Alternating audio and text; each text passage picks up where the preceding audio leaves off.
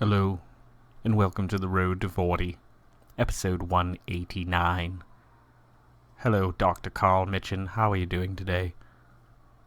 He's not in a talkative mood. Hey guys, thanks for coming back. I don't have a whole hell of a lot to talk about tonight, but I don't want to skip too many nights because there are nights that I do things, which is rare. But when I do, I can't get in here to do these. So on nights that I'm capable of doing these, I want to do them. I've been drawing a lot of monsters, if I didn't tell you already. I started working on this today. This is the creature from my friend's movie that he's asked me to do some promotional art for. And this is half of one of the other pictures. I really feel like they're coming out pretty good. I'm very excited. Let me see if I can get the other second half of that so it will make sense. Because otherwise it doesn't really make sense. Well, I guess it does. And I just like a lot of the silhouetted trees. I think are going to look really nice in the final product.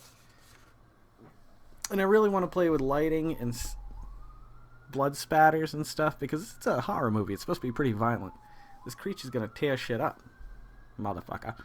I had two things I wanted to talk about tonight. I saw a video today where it time lapses. It's 75 minutes in somewhere in a remote part of Greenland where these icebergs, the size of what would be lower Manhattan, just completely disappear in 75 minutes. So less than 2 hours, that amount of ice. Now, he also goes back and shows for 100 years, the ice naturally digressed.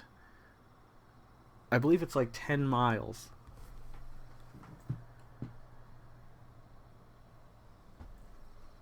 Just hearing things tonight. So it took about 100 years for that to happen. In 2010, from, I believe it was 1990 to 2010, if I'm not mistaken. It might have been 2000 to 2010. It digressed the same amount. So what once took 100 years, now took 10 years. And they're predicting that, so much more is still going to go. And I just can't see how anybody doesn't believe climate change at this point. Or doesn't believe in global warming. It's just painfully obvious. It doesn't matter if we have the coolest summer on record. The fact of the matter is ice is melting, and eventually seawaters are going to rise up. Rise up, my brothers. I don't know if it could ever get to the point where it would be catastrophic unless everything just let go at once, it just had enough. Then I could imagine giant tidal waves just destroying the East Coast, West, all the borders on any country.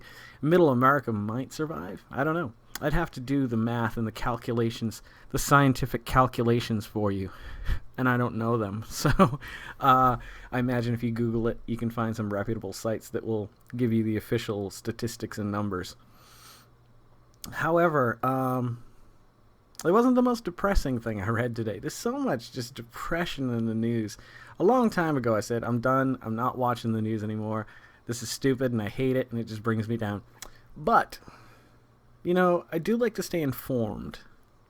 It's just, I need to get my news from better sources. I've been trying to lately, but I still rely on MSNBC, which I know I shouldn't. I shouldn't rely on them just as much as, probably a little bit more than Fox, but not much. I trust no one except you guys. I trust you guys. What's the secret word? Put it in the comments below and I'm not going to dance a jig. I'll do something. The most depressing thing, it's beautiful and depressing all at once. It's kind of like the American Beauty story. It's this woman. She was married a few years ago. She's 29 now. She got diagnosed with brain cancer. They gave her 3 to 10 years or something like that to live. Well, they did all the treatments. It didn't affect it. It was stage 4. There was nothing they could do at this point. And they gave her 6 months to live. Now, in California, you cannot get the drug to end your own life. Oregon, you can, so they chose to move there, get on a healthcare system that would provide them whatever. So she has them. She has these 2 pills. I guess you take one, you take the other one. I'm not sure the exact order or why or how it works. I imagine one puts you to sleep. The second one probably stops your heart.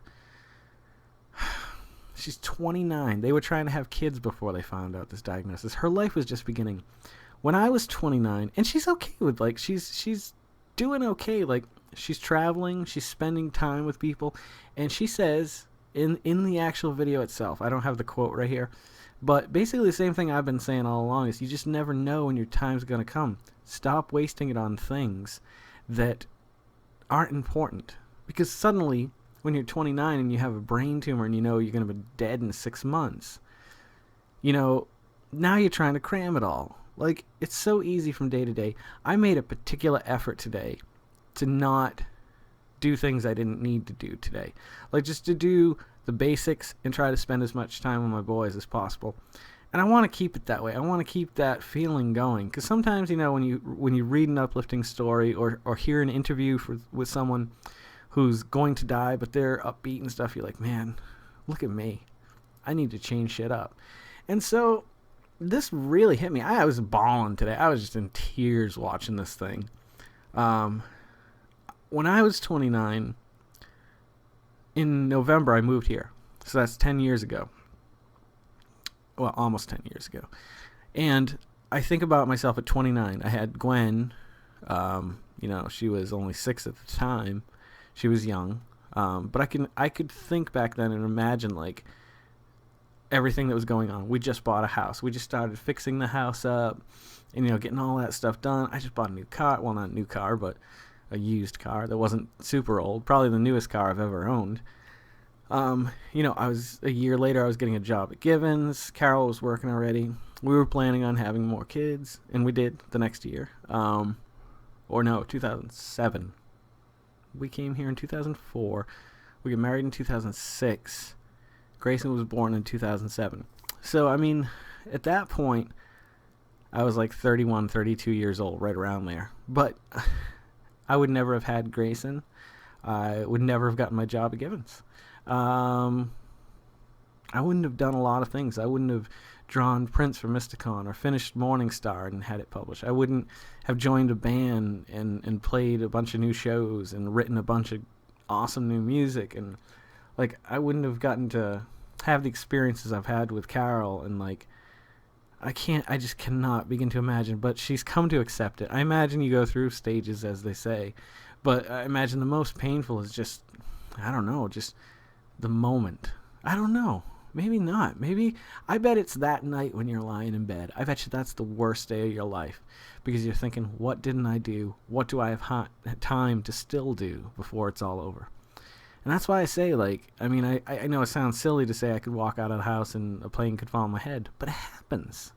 And it happens randomly. Like, healthy people. Like, I'm not the most healthy person in the world, but I don't have a lot of health issues, thankfully.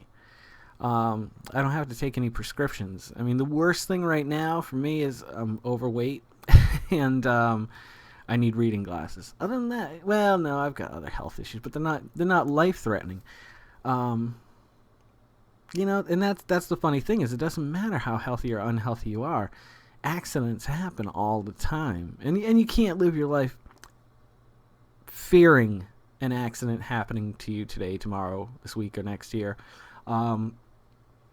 But you have to accept your mortality and start doing the things that mean the most. I know I've talked about this a few times. I've done a few episodes like this, but I was thinking about last night when I sign off with, you know, don't forget to make somebody smile tomorrow. For a long time, there were people, Sean was commenting on what he had done that day and stuff like that.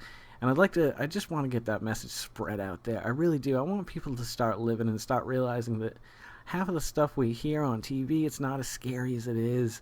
You know, we need to turn our TVs off. Like, it's nice that we learn how to broadcast and how it's good to get news and information. But look at how badly it's been twisted from the development of radio programming, moving into black and white television and, you know, silent movies, and where we are now.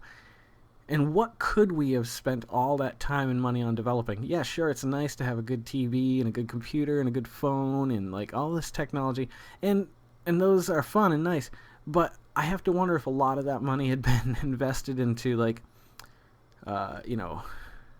end-of-life care or, like, scientific research for cancer or some of these diseases that we're still facing. Or even just, I hate to say it. I've always been against it, but I am for it now. I've turned the corner, and I feel like space travel is absolutely imperative to the continuation of our species. Based on that video, I started thinking and looking up a few other things. Of course, the sun will burn out in a few million years or whatever. I'm not really worried about that. I'm worried about, the next 100 years, the next 500 years. Like, we're a planet of, 6-7 billion people, and by the year 2020, it's estimated that we'll double it. Whatever it is now, we're supposed to double it. I think it's like 12 or 14 billion people. Look at the amount of people starving in the world today. All the unborn babies that, aren't being adopted. Think about the amount of food and resources and fresh water and oxygen and the amount of emissions we're going to create with cars and all these things, all the nuclear risk and new diseases. All this is coming upon us. And sure, maybe a lot of that isn't curable within the next 100 years. But if we invest enough time and money into space travel, then eventually we will learn interstellar travel. The Game Over Greggy show was talking about this day, or the Kind of Funny show. And, I guess it's still a Game Over Greggy show. And they were talking about, and I've always said this, it's propulsion. We have to determine a new way to move ourselves from point A to point B. We need nav comms. and the amount of algorithms have to be built into these has got to be literally astronomical. Because we're talking about, we finally have a satellite that left in the 50s that's outside of our galaxy. So that's the first thing. And it's about to power down soon. So, but the funny thing is we hope that we left a gold record with directions on how to follow certain stars and beeps and so on and so forth and make it to us. Now, that could be a good or a bad thing, because if it's friendly and nice people that want to help us and share with us and travel, help us to get off of the planet or something, great. But it could be, alien invaders that want to destroy us and take our water. That's what they were talking about. And I saw both sides of the coin. And that's why I think, just for our planet's sake alone, we're going to have to find another planet to live on eventually and recolonize it and rebuild it. And I hope the next time around we're a little bit smarter on our choices, on what we decide is important. Now, I could tell you right now that I can get rid of my TV and computers and phones and just go off the grid, but it would have to be very transitional. I've become so accustomed to it. So I'm no exception. I am just as bad a contributor and a consumer in this country as the next person I know.